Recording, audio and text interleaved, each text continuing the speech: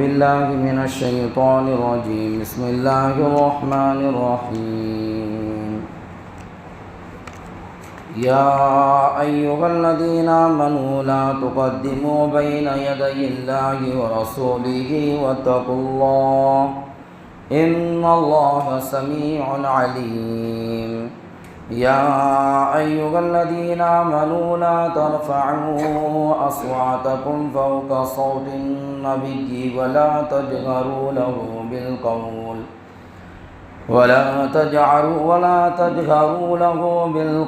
كجهر بعضكم لبعض أن تحبط أعمالكم وأنتم لا تشعرون إن الذين يغضون أصواتهم عند رسول الله أولئك الذين امتحن الله قلوبهم للتقوى لهم مغفرة وأجر عظيم إن الذين ينادونك من وراء الحجرات أكثرهم لا يعقلون ولو أنهم صبروا حتى تخرج إليهم لكان خيرا لهم والله غفور رحيم۔ اے ایمان والو، اللہ اور اس کے رسول سے آگے مت بڑھو اور اللہ سے ڈرو، بے شک اللہ تعالیٰ سننے والے جاننے والے ہیں۔ اے ایمان والو، اپنی آواز کو نبی کی آواز سے بلند نہ کرو اور ان کے سامنے زور سے بات نہ کرو جیسے تم آپس میں ایک دوسرے سے بات کرتے ہو کہ کہیں تمہارے اعمال حبط نہ ہو جائے، تمہارے اعمال برباد نہ ہو جائے اور تم کو خبر بھی نہ ہو۔ بے شک وہ لوگ جو اپنی آواز کو اللہ کے رسول صلی اللہ علیہ وسلم کے سامنے پست کرتے ہیں، دھیمی کرتے ہیں، یہی وہ لوگ ہیں کہ جن کے دلوں کا اللہ تبارک و تعالیٰ نے پرہیزگاری کے لیے امتحان لیا، ان کے لیے مغفرت اور اجر عظیم کا وعدہ ہے۔ بے شک جو لوگ آپ کو گھروں کے پیچھے سے آواز دیتے ہیں ان میں سے اکثر ناواقف نادان ہیں۔ اگر یہ لوگ صبر کرتے ہیں یہاں تک کہ آپ ان کے سامنے باہر نکل کر آتے تو ان کے لیے بہتر ہوتا۔ اللہ بڑے معاف کرنے والے، بڑے رحم کرنے والے ہیں۔ پہلی آیت سورہ حجرات، اصل میں حجرہ کہتے ہیں اس گھر کو جس میں صحن بھی ہو، چھت بھی ہو، چار دیواری بھی ہو، اس گھر کو عربی میں حجرہ کہتے ہیں۔ اور اللہ کے نبی صلی اللہ علیہ وسلم کی 9 بیویاں تھیں تو 9 بیویاں کے 9 گھر تھے، 9 حجرات تھے، اس لیے اس صورت کا نام حجرات رکھا گیا ہے کہ اس میں آپ صلی اللہ علیہ وسلم کے گھر کا تذکرہ بھی ہے۔ اس اعتبار سے اس صورت کا نام سورہ حجرات ہے۔ اس صورت کے اندر ہر آیت کا ایک شان نزول ہے، بڑی عظیم الشان صورت ہے، ہر آیت کا اپنا الگ الگ شان نزول ہے۔ پہلی جو صورت تھی سورہ فتح، اس میں آفاق کے اعتبار سے، باہر کے اعتبار سے، مضبوط نظام کرنے کے اعتبار سے آیت نازل ہوئی تھی۔ جہاد کی آیت ہے، جہاد کے تعلق سے بیان تھا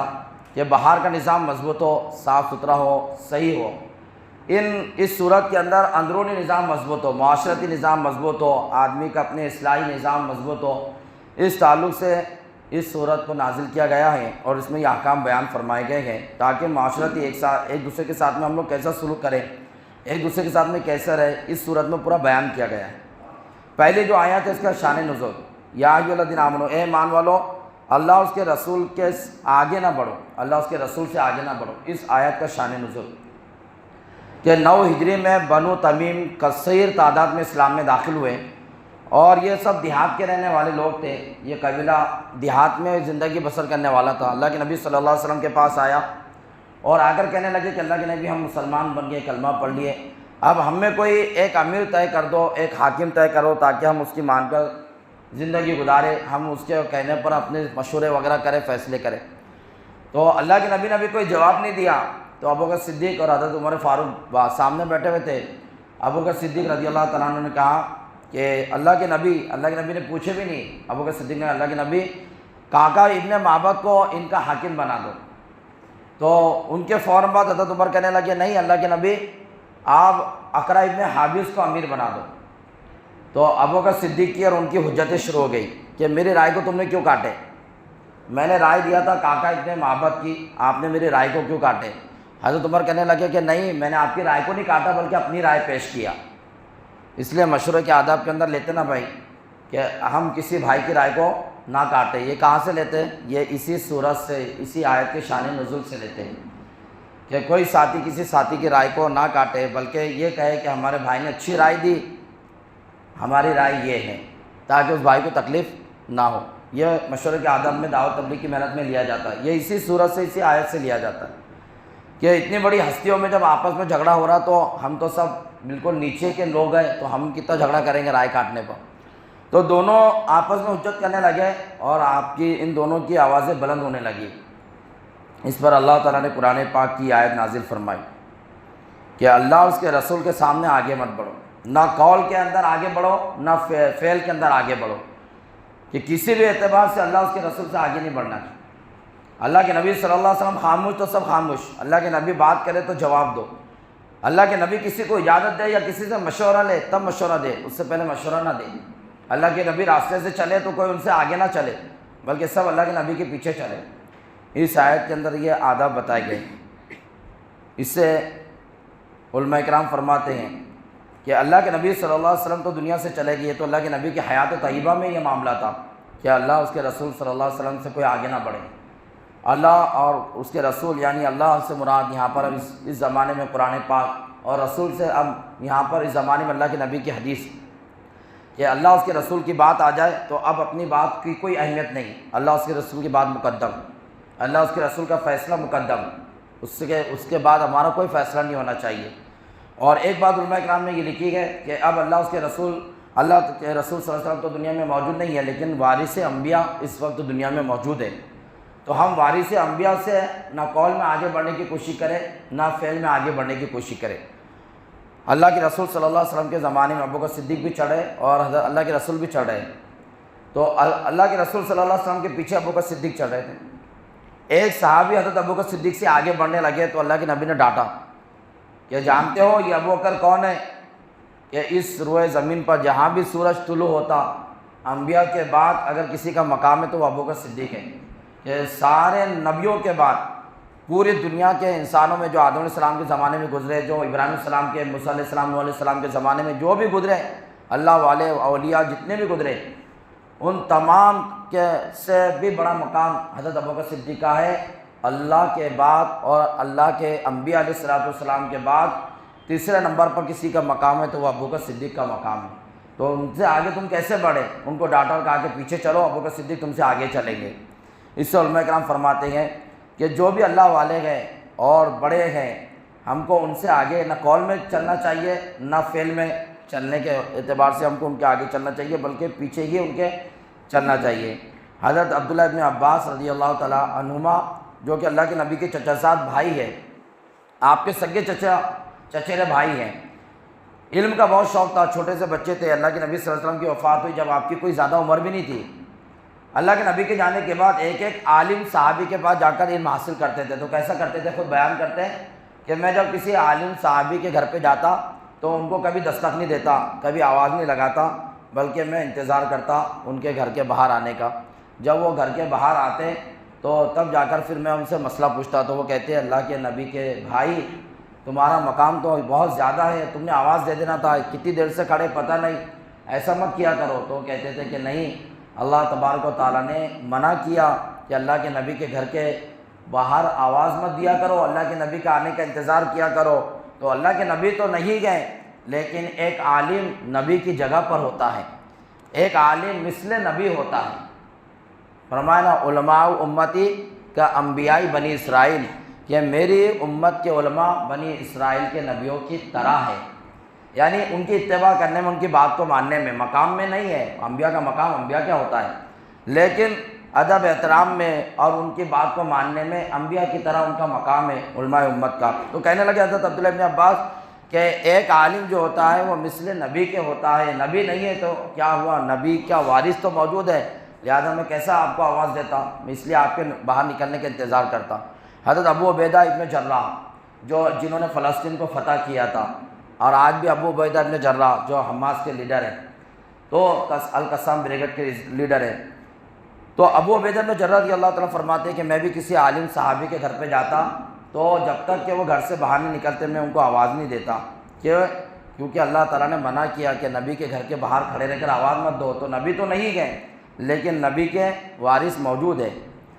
تو حضرت ابوبکر صدیق رضی اللہ تعالیٰ عنہ عمر فاروق کو تنبیہ ہوئی، اللہ تبارک تعالیٰ نے ہم پہ صاف کہا اللہ سے ڈرو اور اللہ سننے والا جاننے والا ہے۔ تو نبی جب تک آپ کو اجازت نہ دے، کوئی مشورہ نہ دے اور کوئی بات نہ کرے، نہ قول نہ فعل میں نبی سے آگے بڑھے۔ آگے فرمایا کیونکہ ان کی آوازیں بلند بھی ہو گئی تھی دونوں کی، تو کہا کہ ایمان والو اپنی آواز کو نبی کی آواز سے پست رکھو، زیادہ زور سے مت بولو جیسا آپس میں ایک دوسرے سے بات کرتے، ورنہ کیا ہوگا کہ تمہارے اعمال ختم ہو جائیں گے، برباد ہو جائیں گے۔ سوال یہ پیدا ہوتا ہے کہ اعمال برباد تو کفر سے ہوتے ہیں، اور یہاں پر نبی کی آواز سے اپنی آواز اونچی کر لینا کفر تو نہیں ہے، لیکن علماء کرام نے فرمایا کفر تو نہیں ہے لیکن نبی کی بے ادبی ہے اور نبی کی گستاخی ہے، جس کا انجام اور نتیجہ یہ ہو سکتا ہے کہ اللہ توبہ کی توفیق چھین لے اور کفر تک یہ آدمی پہنچ جائے، پھر جس سے اس کے اعمال کیا ہو جائے، خراب ہو جائے۔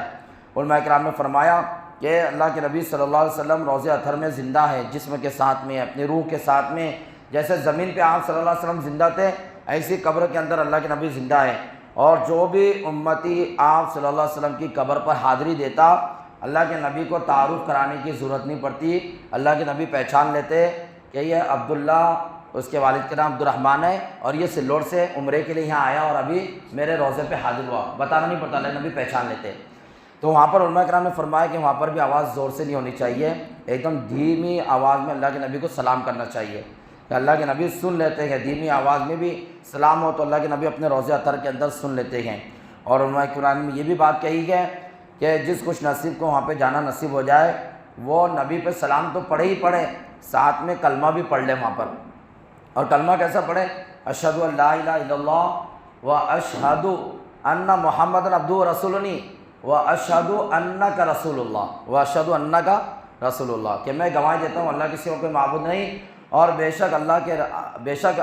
آپ صلی اللہ علیہ وسلم ہی اللہ کے رسول ہے، اللہ کے نبی آپ ہی اللہ کے رسول ہے، کیونکہ اللہ کے نبی وہاں پہ موجود ہے، آپ وہاں پہ انک رسول اللہ کہنا کہ اللہ کے نبی آپ ہی اللہ کے رسول ہے۔ اور پھر یہ کلمہ پڑھنے کے بعد اللہ کے رسول سے کہنا اللہ کے نبی دیکھو میں نے آپ کے سامنے کلمہ پڑھا، میرے کلمے کی گواہی قیامت میں دے دینا، اللہ کے نبی کو گواہ بنا دینا کلمے کا۔ تو جن کو نصیب ہوتا ہے وہی ہے، جن کو نصیب نہیں ہے ان کو تو ہمیشہ روتے رہنا چاہیے کہ اللہ کیا بات ہے کہ غریب سے غریب لوگ جا کر تیرے گھر کا دیدار، تیرے نبی کے روضہ اطہر کو دیکھ کر آ رہے اور میں جا نہیں پا رہا۔ بعض لوگ کیا کہتے ہیں، دیکھو جو لوگ عمرے کو نہیں جاتے نا تو وہ لوگ کیا کہتے ہیں کہ اٹھے چھوٹے کے لوگ بس عمرے کو جا رہے ہیں، عمرے کو ہی بھاگ رہے ہیں، ایسا بولتے ہیں۔ چھوٹے چھوٹے کے بعد لوگ حج کو جا رہے ہیں، حج کو ہی بھاگ رہے ہیں۔ بہت سوچنے کی بات ہے، یہ جو فیشن پرست تنظیمیں جو بنی نا مسلمانوں میں، یہ ان لوگوں کی باتیں ہیں، ہم لوگوں کو نہیں کہنا چاہیے۔ ارے جس نے جتنی مرتبہ ابراہیم علیہ السلام کے اذان پر، ان کی آواز پر، ان کی دعوت پر جس نے جتنی مرتبہ لبیک کہا اللہ اس کو اتنی مرتبہ وہاں پہ بلاتے ہیں۔ کس کے بس کی بات نہیں وہاں پہ جانا، اللہ جس کو بلاتے ہیں وہی وہاں پہ جاتے ہیں۔ اور ایک بار جو آدمی جاتا نا اس کو شوق لگ جاتا، چسکا لگ جاتا، اس کی محبت اللہ اس کے رسول کی محبت میں اضافہ ہو جاتا، اس کا بار بار جانے کو دل بولتا، اور جو ایک مرتبہ بھی نہیں جاتا اس کا دل بولتا ہی نہیں جانے کو، اور جو ایک مرتبہ جاتا ہے وہ دیکھتا ہے وہاں پر کیا ہے، وہاں کے رات دن اور وہاں کی راتیں، وہاں کیا وقت اوقات گزاری کیسی گئے، کیا وہ دیدار کا منظر ہوتا ہے، آدمی سوچتے رہ جاتا ہے۔ اللہ کے گھر کا دیدار، اللہ کے رسول صلی اللہ علیہ وسلم کے مسجد نبوی کا دیدار۔ تو مسجد نبوی کے اندر بھی رہے تو دھیمی آواز میں بات کرنا ہے۔ حضرت عمر رضی اللہ تعالیٰ عنہ کے زمانے میں طائف سے دو آدمی آئے نماز میں اور وہ آپس میں باتیں کر رہے تھے۔ حضرت عمر ان کے پاس گئے، کہا کہ تم کہاں سے آئے؟ کہا کہ طائف سے۔ اگر مدینے کے ہوتے تو تمہیں سخت سزا دیتا، تمہیں پتہ نہیں ہے اللہ کے نبی روضہ اطہر میں آرام کر رہے ہیں اور تم یہاں پہ اتنی زور سے بات کر رہے، اللہ نے قرآن میں منع کیا اپنی آواز کو پست کرو۔ اس کے بعد حضرت عمر رضی اللہ تعالیٰ عنہ کو بہت غم ہوا، حضرت ابوبکر صدیق کو بھی تکلیف ہوئی کہ ہم نے کیا کیا یہ انجانے کے اندر۔ تو پھر حضرت ابوبکر صدیق نے اللہ کے نبی آج کے بعد کبھی میں آپ سے پہلے بات نہیں کروں گا جب تک آپ کی اجازت نہ ہو، اور بلند آواز میں کبھی بات نہیں کروں گا۔ حضرت عمر رضی اللہ تعالیٰ عنہ کا بھی معاملہ یہ ہو گیا کہ اتنی دھیرے بات کرتے تھے کہ کبھی کبھی دوبارہ اللہ کے نبی کہتے ہیں عمر ذرا تھوڑا زور سے بولو کیا کہہ رہے۔ اور حضرت ثابت بن قیس کو معلوم پڑا کہ زور سے بولنے والوں کے اعمال اللہ برباد کر دیں گے، تو ان کی آواز بہت زور سے تھی اور وہ جب بھی بات کرتے تو وہ بہت زور سے آواز نکلتی، تو وہ اپنے گھر میں قید ہو گئے اور اس کے گھوڑوں کے استبل میں چلے گئے، اپنی بیوی کو کہا لوہے سے مضبوط دروازے کو بند کر دو، اور یا تو اللہ کے نبی مجھے معاف کر دے، اللہ تعالیٰ مجھے معافی کر دے، یا پھر میری موت یہاں پہ ہو جائے، اس کے علاوہ میں یہ کمرے سے نکلوں گا نہیں۔ حضرت عاصم رضی اللہ تعالیٰ عنہ کو معلوم پڑا، ان کے پاس گئے تو انہوں نے کہا کہ اللہ کے نبی کو جا کر کہو میری یہ حالت ہے، اگر اللہ کے نبی معاف کر دے، اللہ کی طرف سے کوئی بشارت آ جائے تو میں باہر نکلتا، ورنہ نہیں۔ تو حضرت عاصم رضی اللہ تعالیٰ عنہ گئے، کہا کہ اللہ کے نبی ثابت بن قیس بہت رو رہے گئے اور کہہ رہے کہ میں تو جہنمی بن گیا، میں تو برباد ہو گیا۔ اللہ کے نبی نے فرمایا کہ جاؤ ان سے کہو کہ تم جنتی، اللہ کے نبی اور اللہ کہہ رہے گئے اور اللہ کا نبی کہہ رہا ہے تم جنتی ہے۔ تو گئے، حضرت عاصم کہا کہ اللہ کے نبی اور اللہ دونوں بھی کہہ رہے ہیں کہ ثابت بن قیس جنتی ہے، تم کو بشارت دے دی دنیا میں اللہ اور اس کے رسول نے۔ خوشی خوشی باہر نکلے، بہت خوش ہوتے تھے۔ حضرت انس بن مالک کہتے ہیں کہ میں بار بار حضرت ثابت بن قیس کی زندگی کو دیکھتا تھا کہ اللہ کے نبی نے ان کو جنتی بولے، ان کا موت وفات کس حالت میں ہوں گی، وہ وفات کی شان دیکھنے کی تھی۔ تو میں نے دیکھا کہ ہم لوگ جنگ یمامہ میں شریک ہیں اور بڑی گھمسان کی جنگ تھی، مسلمانوں کے دل کمزور پڑ گئے تھے، تو بعض لوگ واپس پلٹنے کی کوشش کر رہے تھے، پلٹ کے واپس آ جا رہے تھے جان بچانے کے ارادے سے۔ اتنا خطرناک وہ معاملہ تھا اور دشمن اتنے بھاری پڑ رہے تھے۔ تو حضرت ثابت بن قیس کو دیکھا گیا کہ آپ نے پورے بدن پہ خوشبو کو ملا اور آپ نے اپنے بدن پہ کفن پہن لیا اور کہنے لگے اللہ کے بندو،